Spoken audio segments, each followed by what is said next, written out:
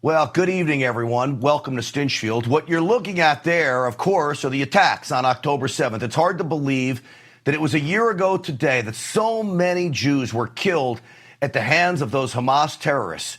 What's even more stunning to me, though, even more than the attack, because I knew that these terrorists hate all of us who don't believe in their radical ideology, not just Jews, but Christians too, anybody that doesn't believe in their way of thinking. What's astonishing to me is the Jew hatred that is alive and well across this globe. And maybe even more astonishing than that is how easily accepted it was by those on the left. Just this weekend, on the eve of the anniversary of October 7th, you have pro-Hamas protesters in downtown Los Angeles cheering Hamas losers on. To me, all of that is sickening. And then on October 7th today, Tel Aviv under attack. Take a look at this. This is rockets being shot into the air in Tel Aviv, over 130 of them. How evil do you have to be to do this on a day like today? But we know that these jihadists are evil. In my mind, they must be beat. Now, we are awaiting President Trump to speak. We will go to that when he does, and he'll be speaking in honor and in memory of the people that were killed on October 7th. But I want to bring in now an American-born citizen now living in Israel. He has multiple children, either in the IDF or training to be in the IDF.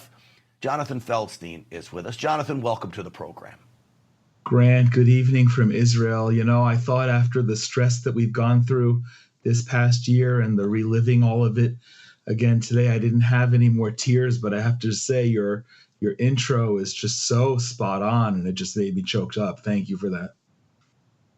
You know, I try not to be a naive guy, Jonathan, but I had no idea the hatred towards Jews globally, including here in the United States, is stunning. And you would have think that October 7th would have been a wake-up call that, yes, that hatred was real, and the world would have backed up Israel and Jewish people all across this world of ours.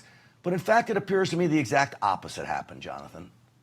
Exactly right. If you had seen this hatred expressed in any country, against any ethnicity, against any religious group, and against any people group, true or identified, anyone else other than the Jewish people, there would have been hell to pay. There would have been cities burning. There would have been condemnations across the board. But what we've seen in the last year is the whitewashing, is the acceptance of Jew hatred everywhere in the world. And I'm a very proud, very proud American citizen, but I'm a very sad American citizen that America, the country in which I was born and raised, and I see as the best hope for the most people in the world, has sunk to this. And I fear for the United States.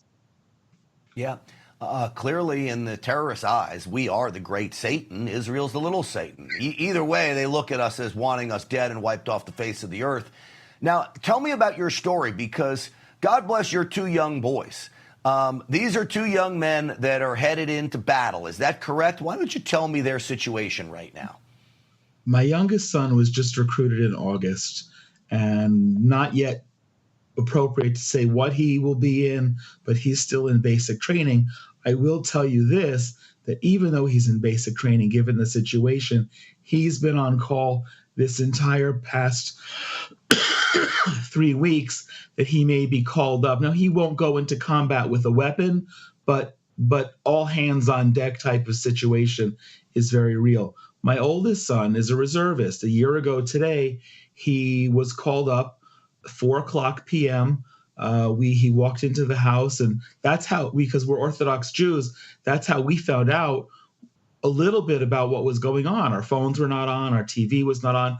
We were waking up in the morning and sent to our bomb shelter 4 times, albeit that we live 40 plus miles from the northeastern corner of the Gaza Strip.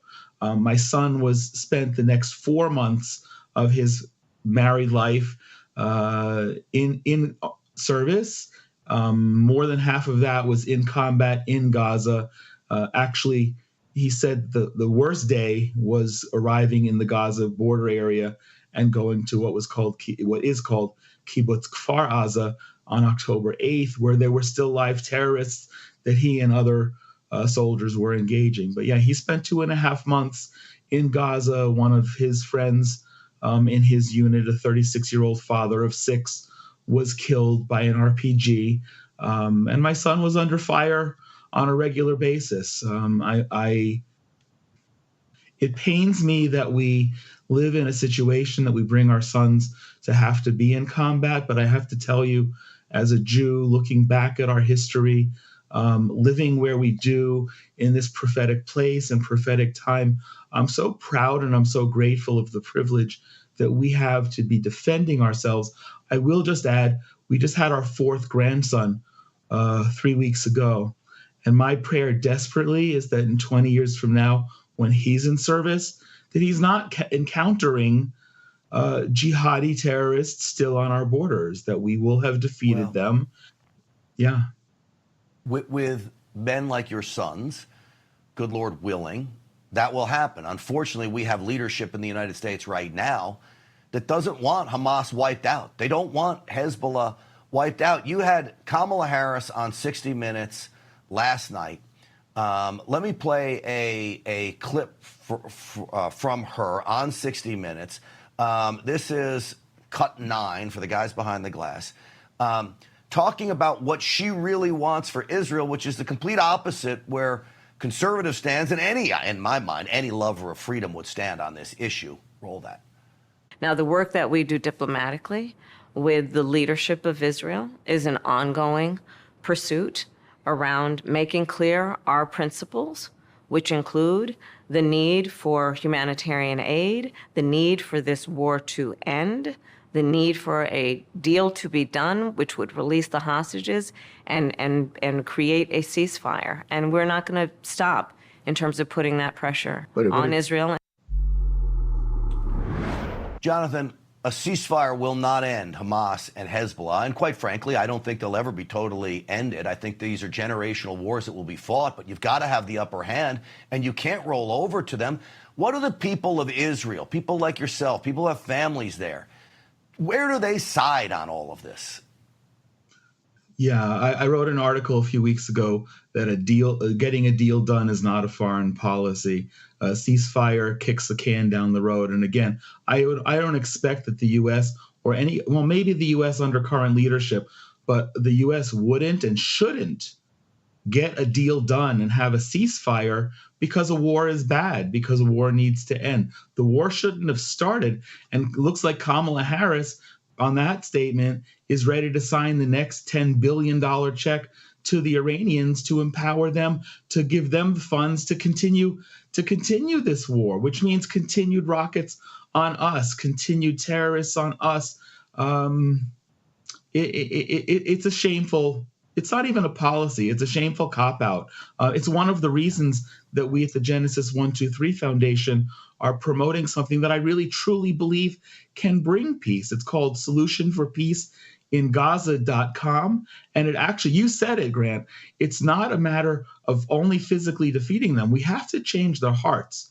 We have to bring them to the realization that Allah has failed them. This radical Islamic ideology on which they've been nurtured for a century is only brought them disaster. The rest of the Arab world and Islamic world should know that.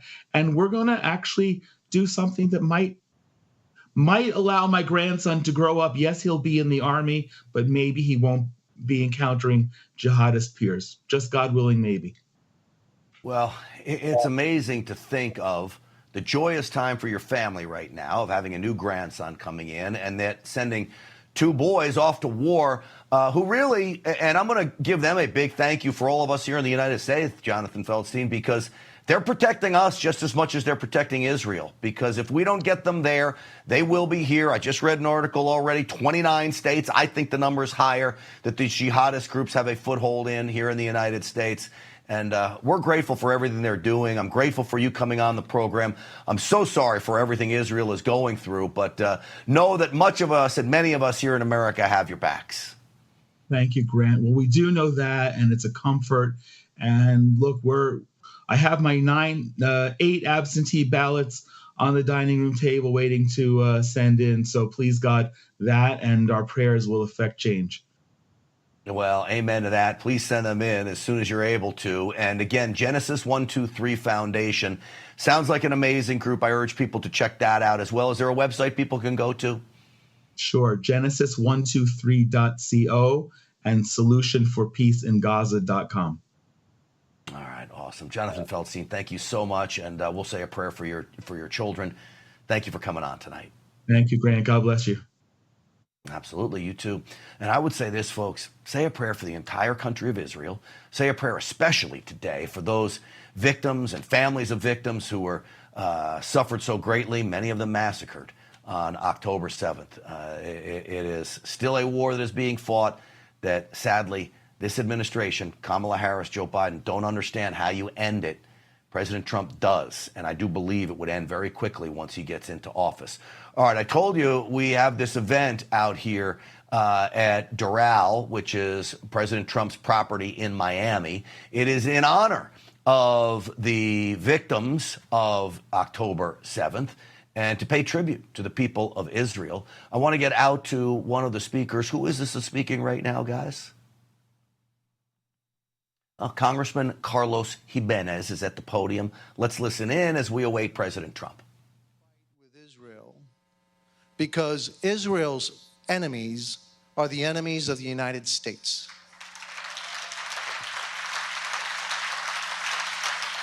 There's no ambivalence about it, none.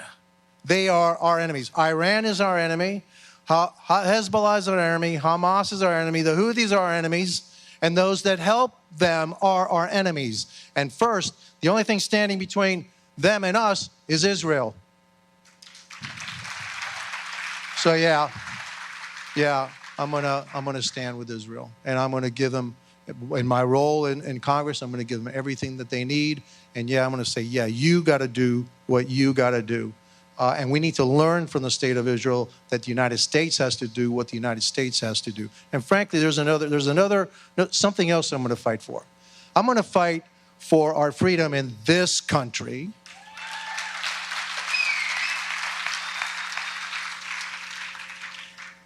Five years ago, would have never thought I would never see what I've seen in our campuses. People demonstrating for Hamas, terrorists, some kind of equivalency, moral equivalency. There is no moral equivalency. They're wrong, they're evil. Israel stands for justice, for the right. They're right. We need to stand with Israel. And I'm going to fight for Israel. I'm going to fight for the United States. And no more, hey, let's not say too much. No. We're going to fight. Just like President Trump said when somebody tried to take him out, fight, fight, fight, fight, fight. Thank you. God bless you all.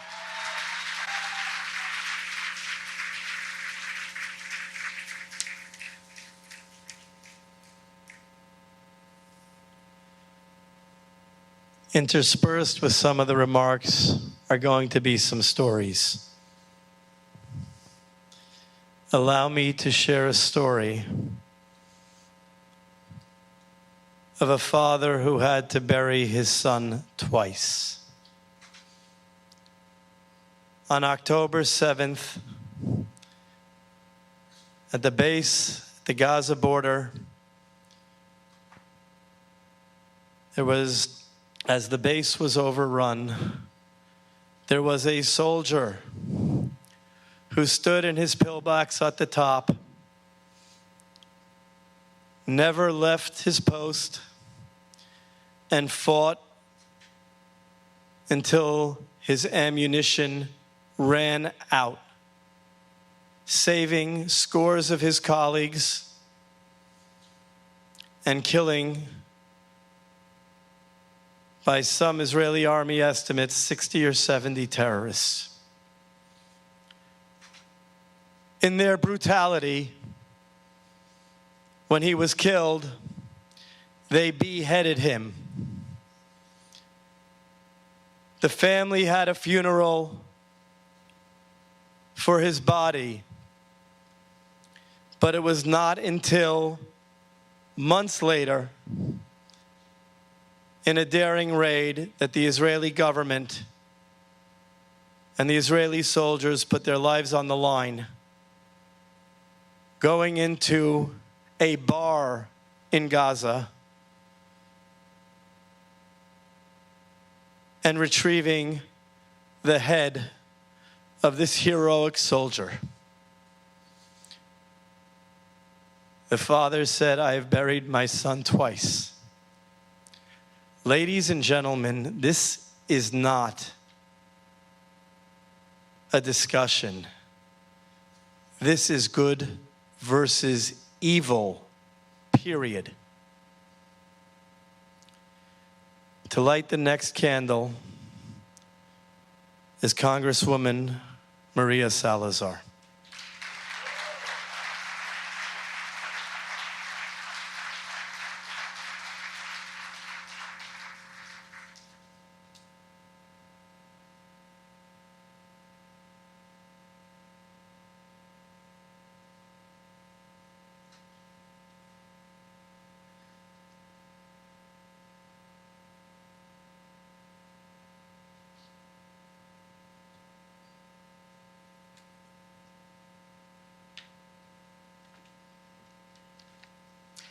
Good evening to all of you. It's a privilege and it's a pleasure.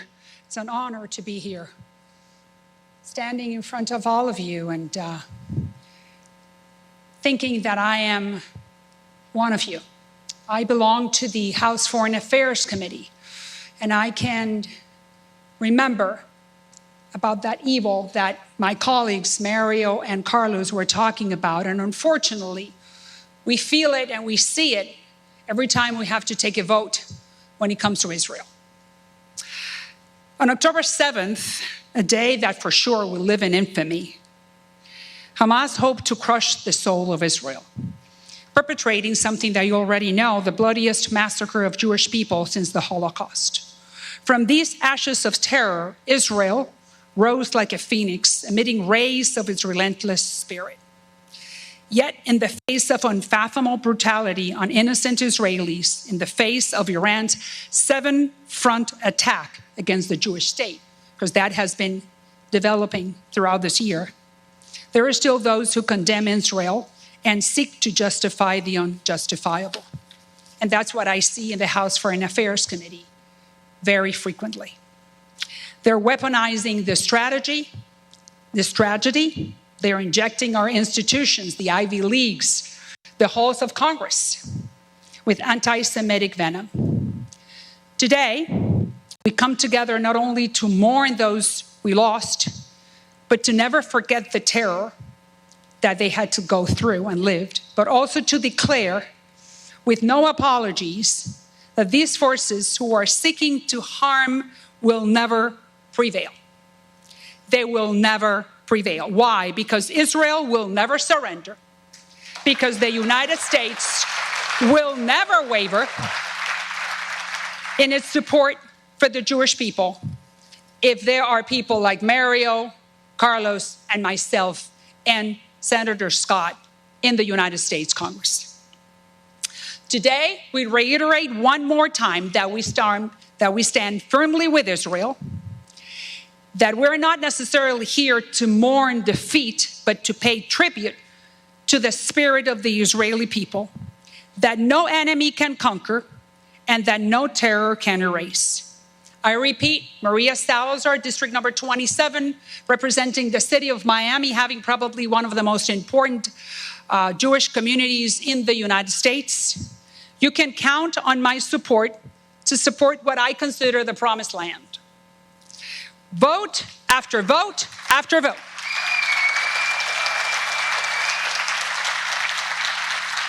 Until the enemy understands that Israel is a very special place, because it has been anointed by the Almighty, and no one can defeat the Lord of Abraham.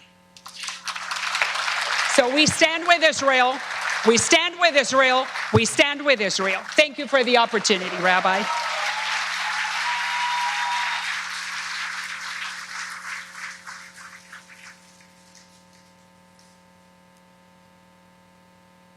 Ladies and gentlemen, to light the next candle, Congressman David Kustoff.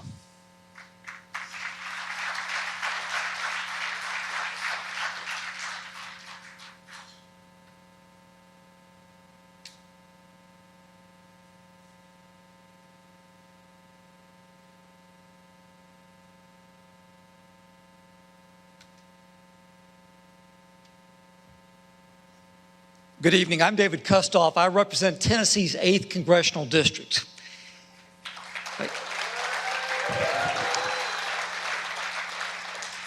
And I thought, frankly, it was important to be here this evening to show our support and our solidarity with Israel and with the Jewish people. I'm one of 2 Jewish Republicans in the House of Representatives.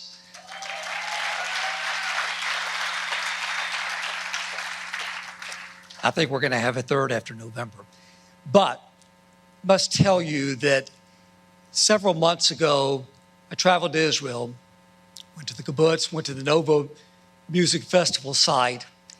And the thing that struck me, and some of you may have gone there, when you go to the music festival site, the Nova Festival site, and you see those photos on poles of these people, and they're all young, staring back at you, how happy they were, again, how young, how joyous, and their lives were taken away from them. So I think about October 7th, 2023, and in some ways, it's a year ago, but it doesn't seem like that long, but we know that every day has been a day of agony. So I think about a number of things. One is, you've heard this over and over again, that, there's good and there's evil. There's love and there's hatred. And good can prevail over evil. Love can prevail over hatred, but good and love have to fight. They've got to fight. And so I think about what Congressman Diaz-Balart and Congressman Salazar and Congressman Jimenez and Congressman Reschenthaler, who's here today, and me. We go to the floor of the House of Representatives and we talk about how important our relationship is with Israel, that we support Israel. And the American people need to hear that, and the world needs to hear that. And they do from the floor of the House of Representatives. I think about the resolutions that we put on the floor condemning anti-Semitism. And by the way, we had a resolution, it was mine, condemning anti-Semitism. We had 92 people vote present. They vote present, they might as well be voting no. It passed, but we need to send the signal to the rest of the world and to the United States that we absolutely support Israel and her right to exist.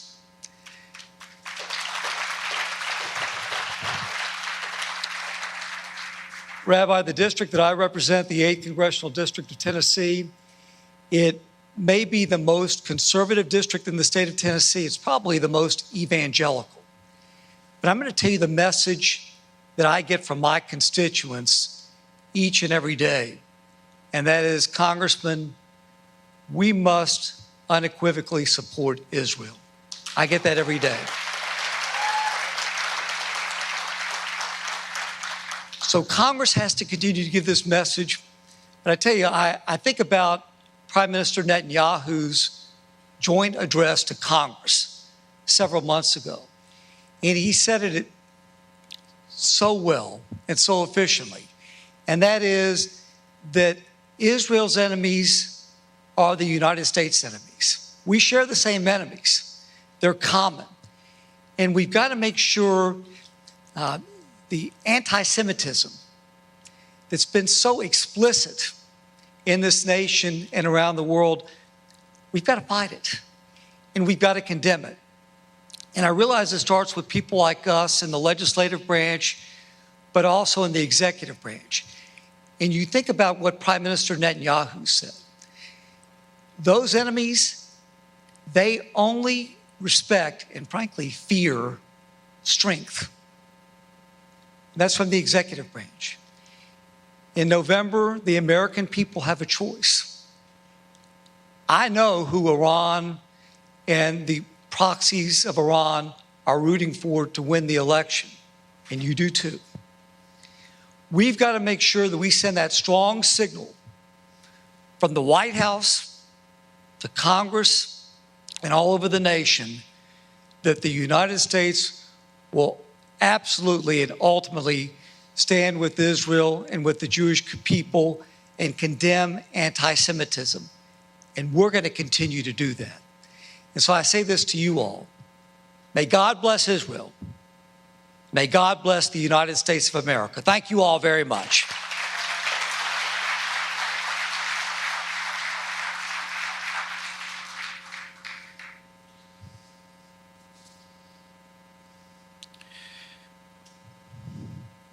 Congressman Guy Reckenthaler.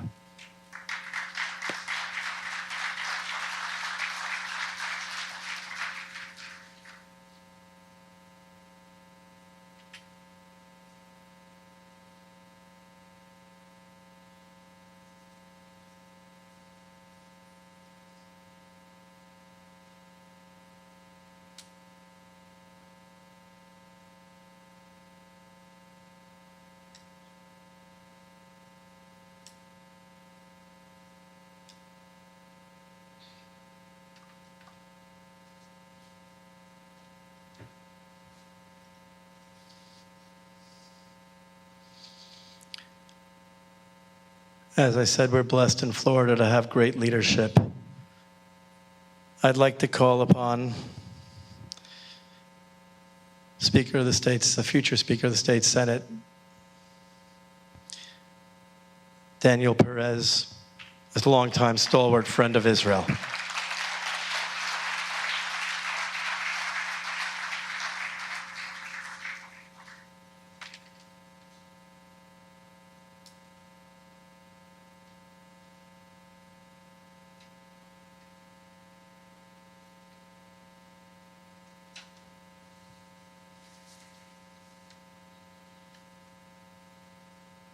Thank you, Rabbi, for putting this together, and thank you all for being with us.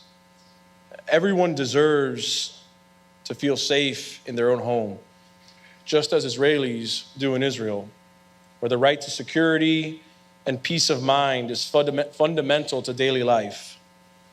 The tragic events of October 7th shattered this sense of safety for many, profoundly altering the lives of Israeli citizens and those who stand in solidarity with the nation. The sudden violence and unprovoked loss of life reminded the world of the vulnerability that Israelis face, reigniting the importance of protecting the right to live free from fear and from violence. For the people of Israel and their supporters, October 7th marked a deep wound in the nation's psyche, but it also reinforced their resolve to stand strong in defense of their home and the values that they all cherish. And here we are, 1 year from that event, in the midst of having to once again make a decision between good and evil. And on behalf of the House of Representatives in the state of Florida and the House will choose good, will choose the blessed, will choose the Israelis every single day. God bless you all.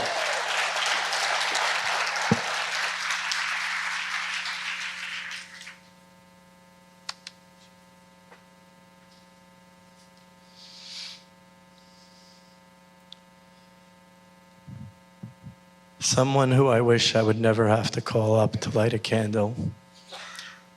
On October 7th, there was a commander of a brigade in Israel that heroically risked his life, and his life was cut short. I'd like to call upon Moshe Henkin, the brother of Avraham Henkin. May God avenge his blood. He was a commander that was killed defending other Jews heroically on October 7th.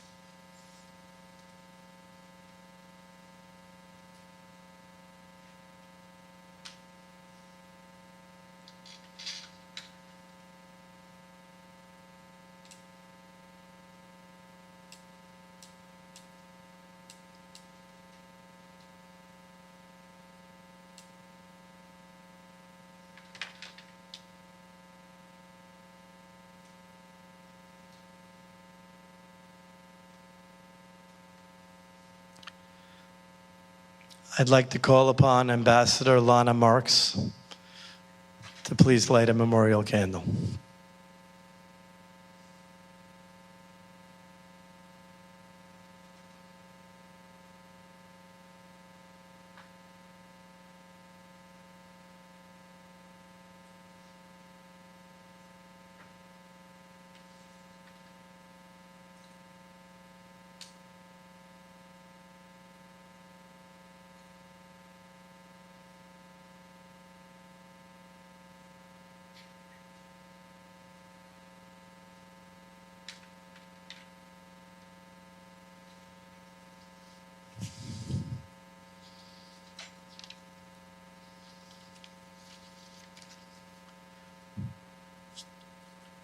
I'd like to call upon Rabbi Yaakov Felig, Chabad of Coconut Grove, to light a memorial candle.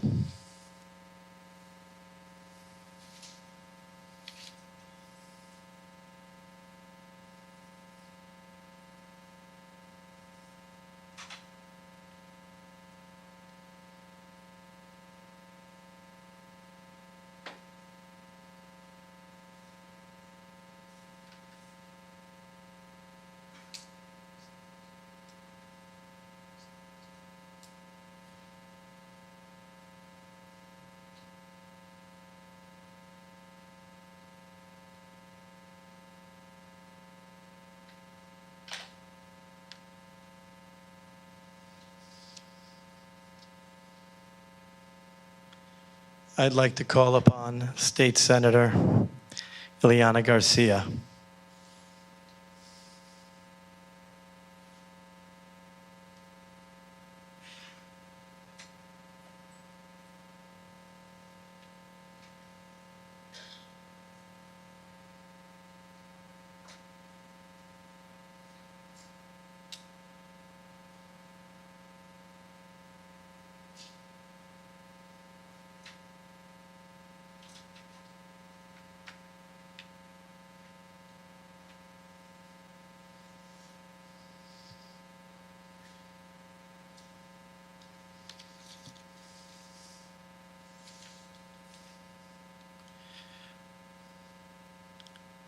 I'd like to call Dr. Nick Sabo to please light a memorial candle.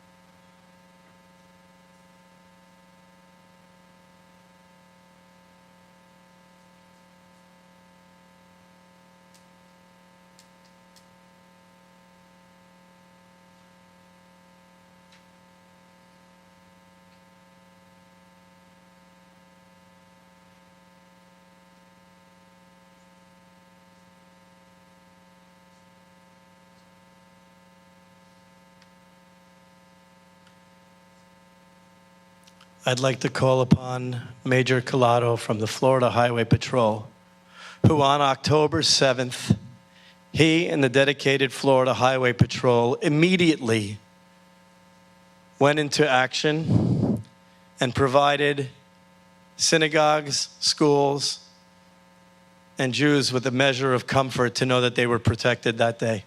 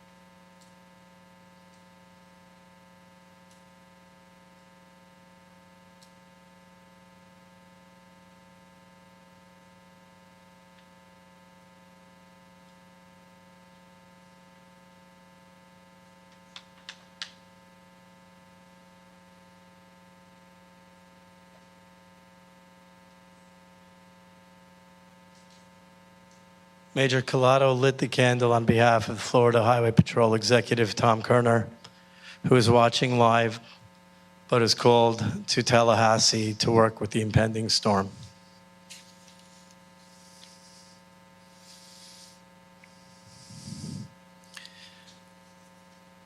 I'd like to call upon President of H2O Everywhere and founder of Triple Double Real Estate, Andrew Greenbaum, Florida, leading Florida businessman.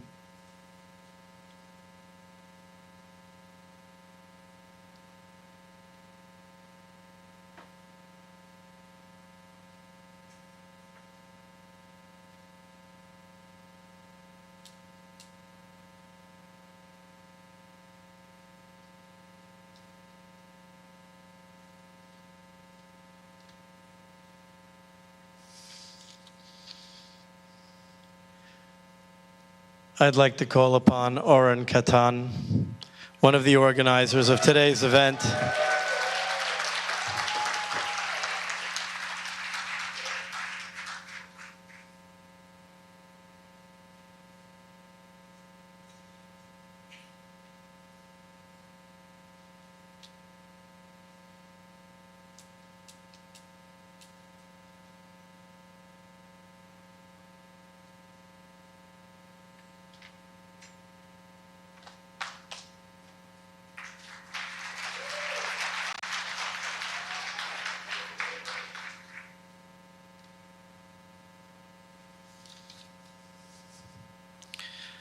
I'd like to call upon the CEO of Oracle, Mrs. Safra Katz.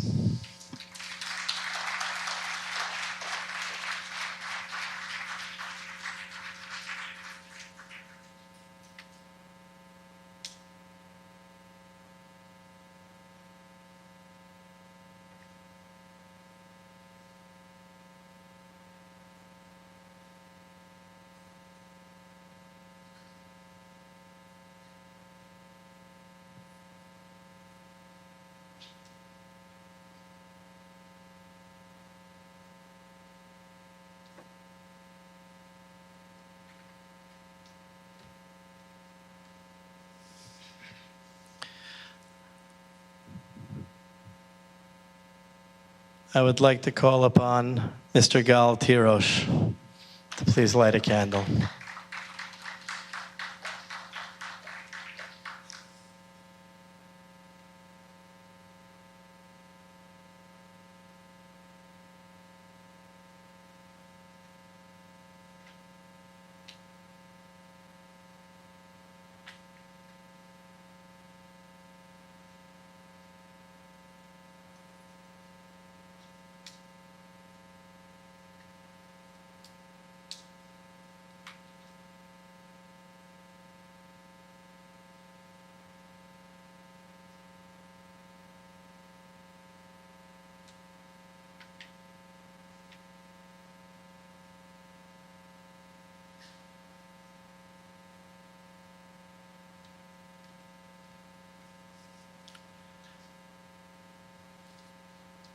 I would like to call upon Jacob Helberg, former commissioner, it's commissioner still for the U.S.-China Commission, and a longtime friend of the Jewish nation, and is someone who's become a good friend.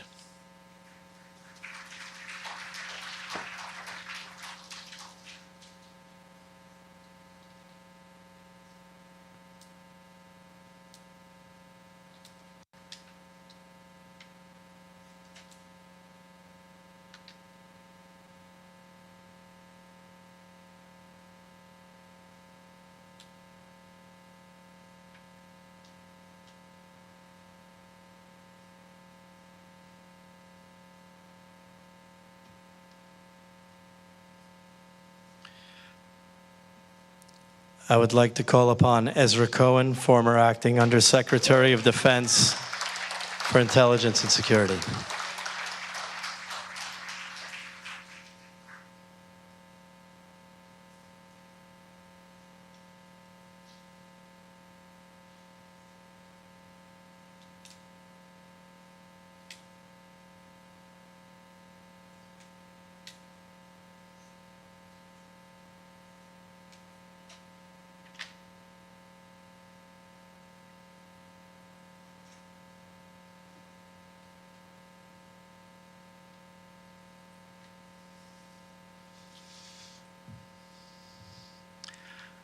I would like to call upon Michael Diaz, founding partner of Diaz Royce, to please light the next memorial candle.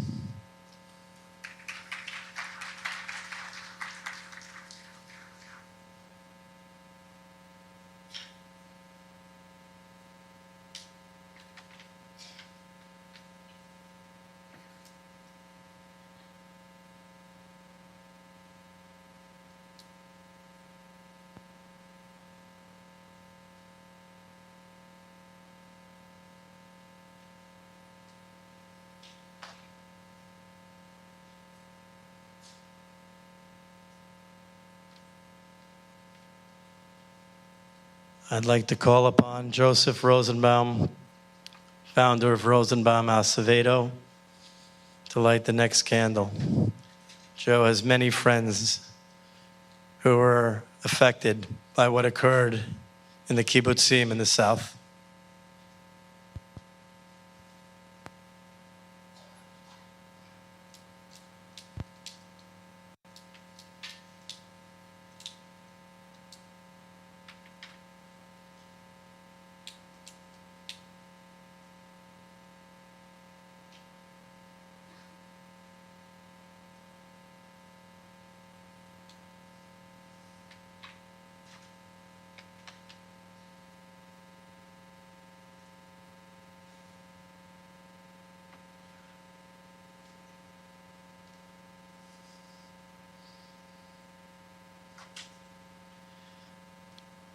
I'd like to call upon an influencer, Siggy Flicker, to please light the next candle.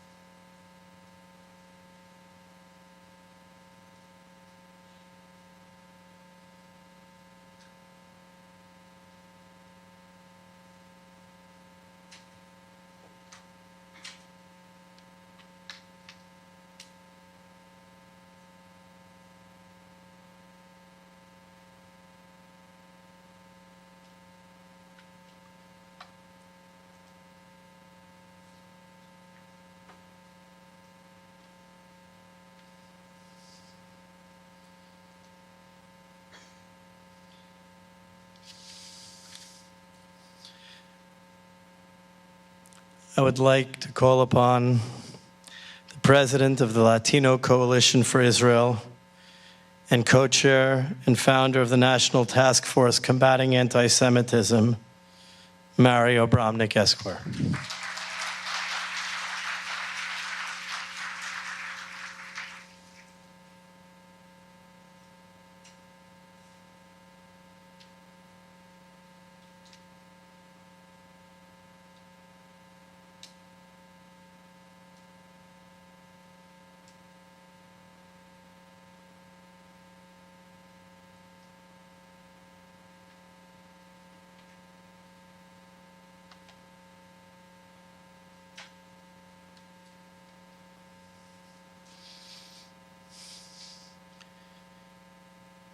I'd like to call upon Mr. Abraham Rivera, the Hispanic Faith Council President.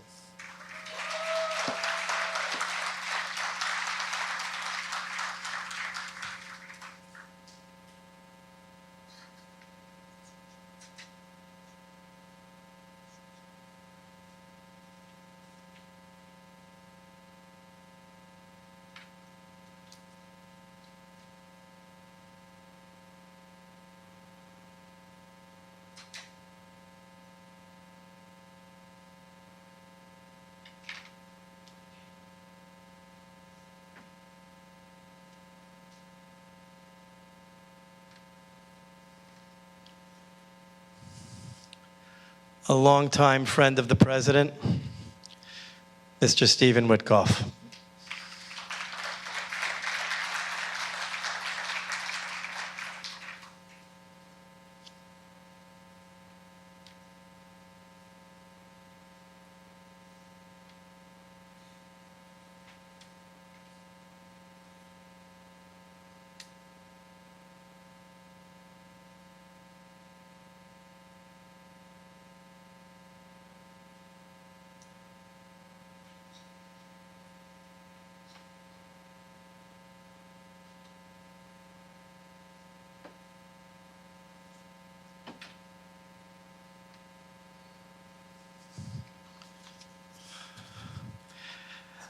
I'd like to call upon Lee Zeldin, former congressman who does a tremendous amount of work combating anti-Semitism around the globe.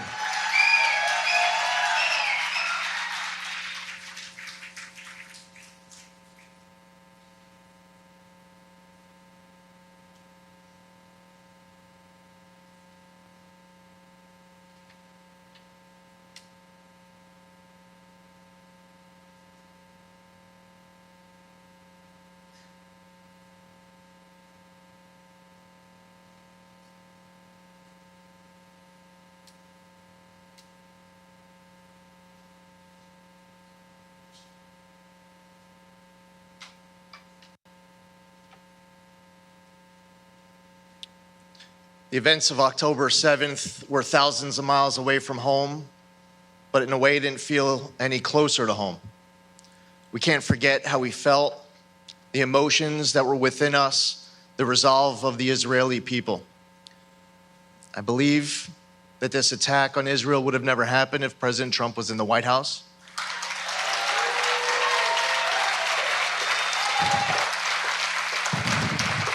We need to be strong and resolute in confronting the Iranian threat, support Israel in its efforts to defeat Hamas, and to ensure that Israel exists forever. Thank you for being here for this very important event to ensure we never forget and this never happens again. Not here at home, not in Israel, nowhere in the world, to support religious freedom, to support the Jewish people, and to make sure that we in the United States do our part to ensure there's no daylight between the United States and Israel ever.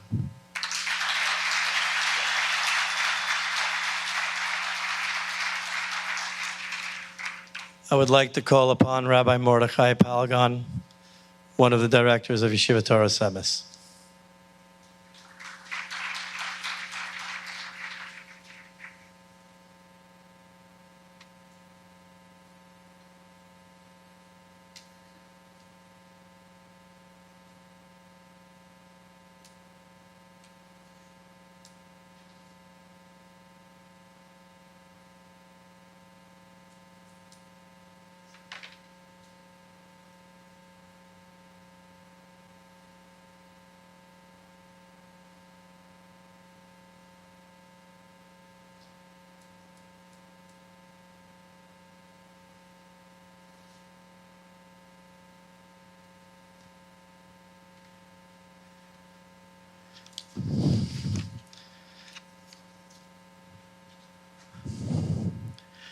Ladies and gentlemen,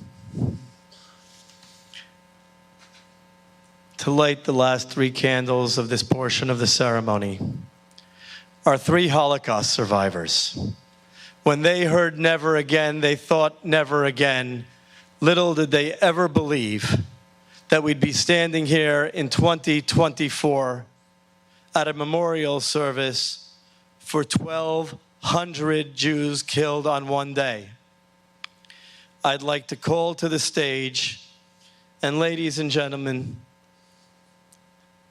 as time goes on, we can never, never forget their sacrifices and the sacrifices made. They are Gail Spivak, Zina Spivak, and Nikolai Spivak, Holocaust survivors.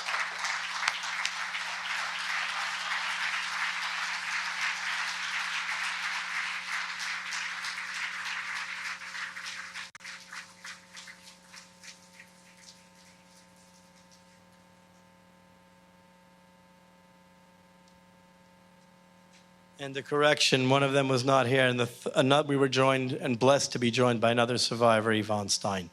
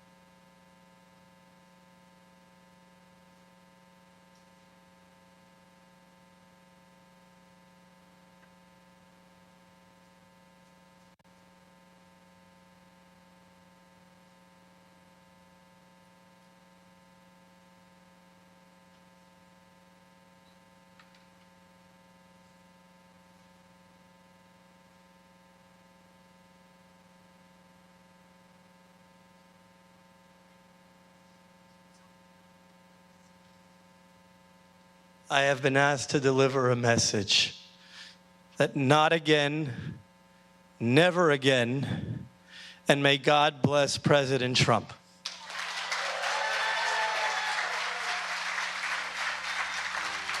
I would like to call to the podium. I would like to call to the podium to conclude this portion of the event Rabbi Benjamin Korf, Dean of the Lubavitch Education Center, to blow the shofar.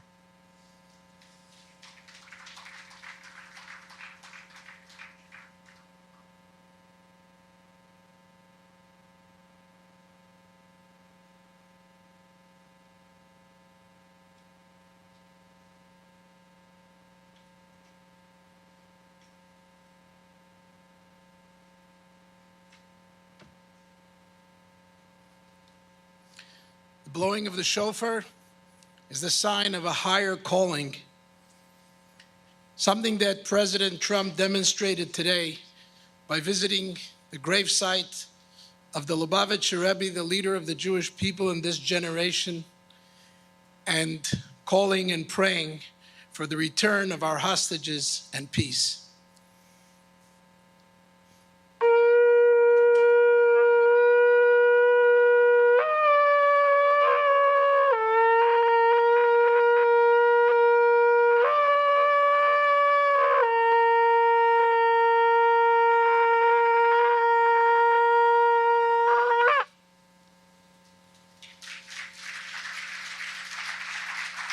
Ladies and gentlemen, please remain in your seats. There will be a 5-minute intermission.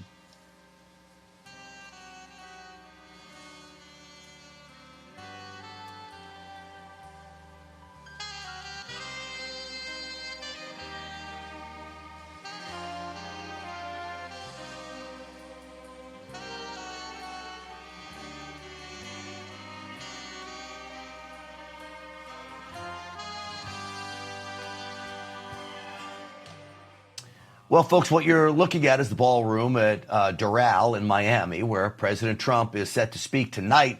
We will be carrying his remarks. You know, I think it's very fitting that we hear those stories and the messages of prayer after a year since the October 7th massacre.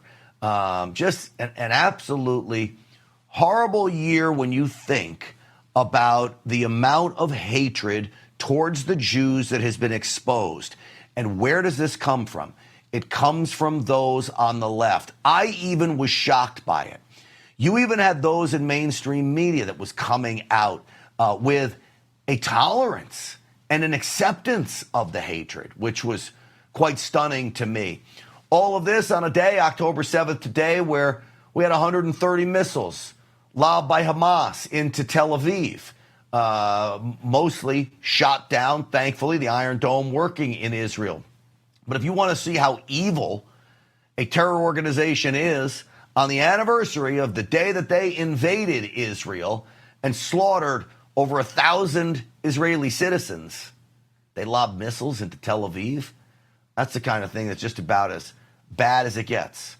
Well, I want to bring in now Real America's Voice correspondent and host of Special Report, who is out at Doral in Miami. Tara Dahl is with us. Tara, welcome to the program. Grant, it's great to be with you. Can you believe it's a year, Tara? I really find it hard to believe, and we're still dealing with the same nonsense coming from Hamas and now Hezbollah really ramping things up. Yeah, it's been 26,000 rocket attacks and missiles and drones fired at Israel since October 7th last year.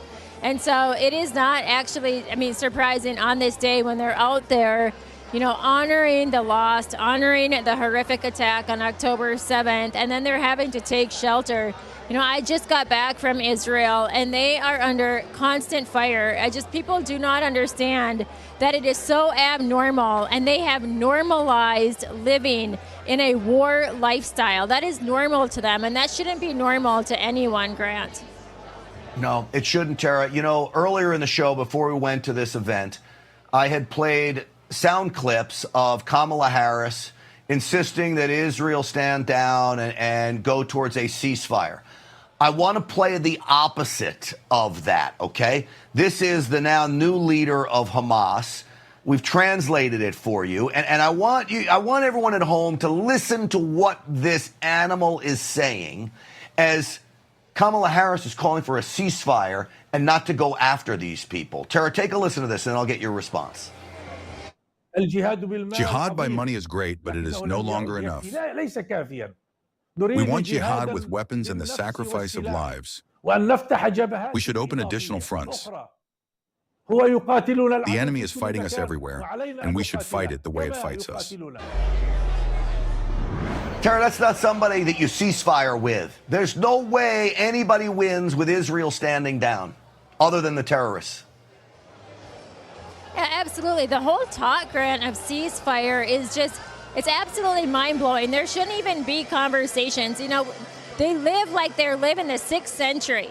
You know, they're Stone Age thugs, that they're non-state actors. We're in the 21st century. There is no reason that you should have non-state actors actually have any kind of territorial presence, like you're seeing with Hezbollah, like you're seeing with the Houthis, like you're seeing with Hamas.